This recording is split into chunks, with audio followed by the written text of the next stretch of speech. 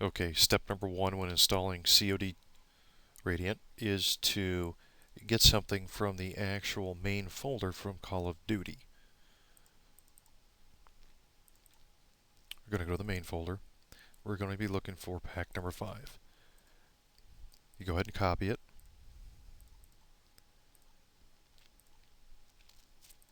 And you want to create a folder on C drive for this particular folder. If you have another place you want to put it, that's fine. It doesn't really matter. You just need to unpack it to grab something from it.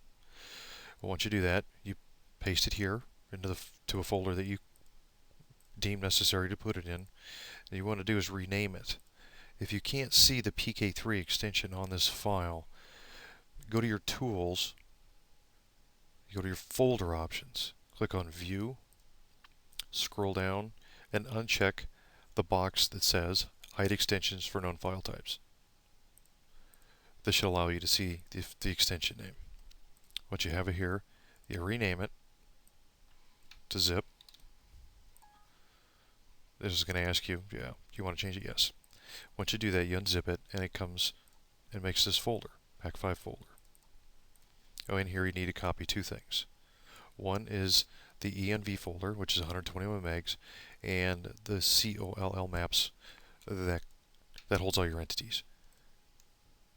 Go ahead and copy those. And now you're going to go back to your program files,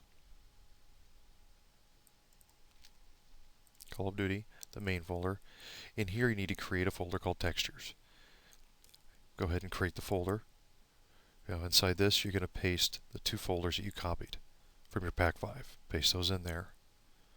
And that should take care of the first step. We're going to install CODtools. My location of my Call of Duty is on my C program files.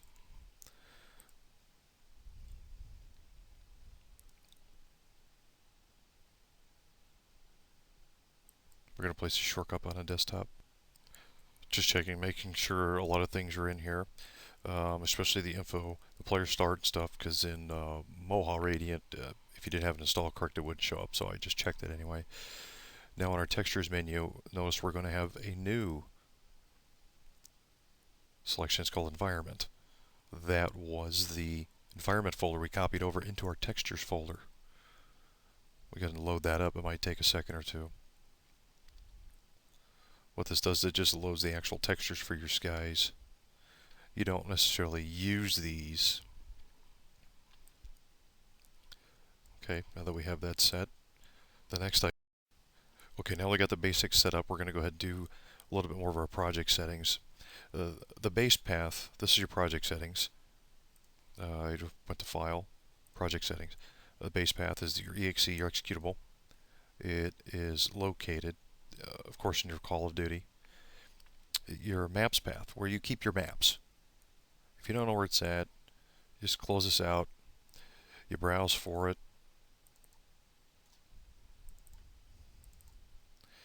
I have several sections where I do these. As long as you keep them in your COD main folder area, I necessarily don't keep them under my main, because if I keep them under my main, then sometimes I get confused with the map I'm working on or the map I'm done with. So I made my own maps folder in the COD, and all my stuff is in here. Let's go back to our project settings. The remote base path, you just keep that as default because it's already installed. You already told it where COD was, so it puts it there. Your entity path. This is looking for the COD definition file. Some people have created a new definition file that actually loads a lot of your models, your entities, when you right-click on the 2D surface. I used it for a while, but there happened to be a little glitch to it, so I just decided not to use it, so I don't use it anymore. The texture directory. That is pretty much self-explanatory. This is the directory that you created called textures.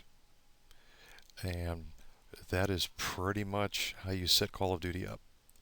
And I hope you stick around. I still have more stuff to discuss with you.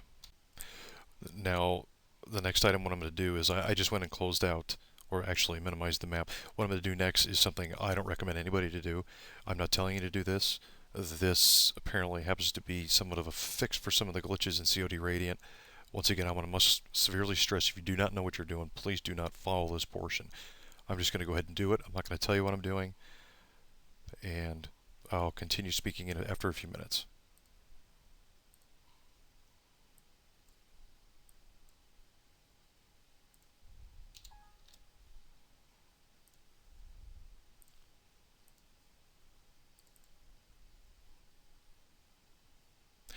Okay, notice the QE4 didn't load automatically. I loaded automatically. I loaded myself. This is one of the things I do because I haven't had a lot of crashes doing this.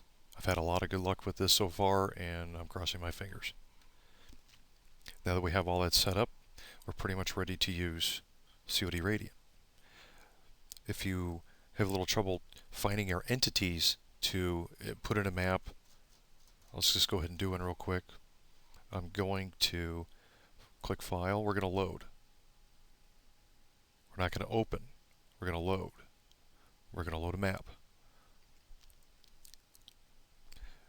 Remember, we copied the collection map, COLL maps, into our main under textures. This is where your entities are at.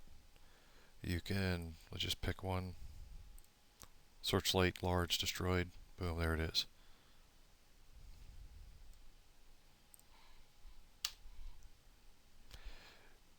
If I didn't answer any questions about how to do this, just let me know. You can just private message me through IW Nation, and I'll get to you as soon as I can. Okay, some do's and don'ts in COD Radiant. I'm going to go ahead and do something here real quick. It'll show you what will cause a crash. I did these on my own. I crashed it on purpose. Let's create one box. Let's create two boxes. COD Radiant will crash if you select both and you try to haul them. That is something you don't want to do.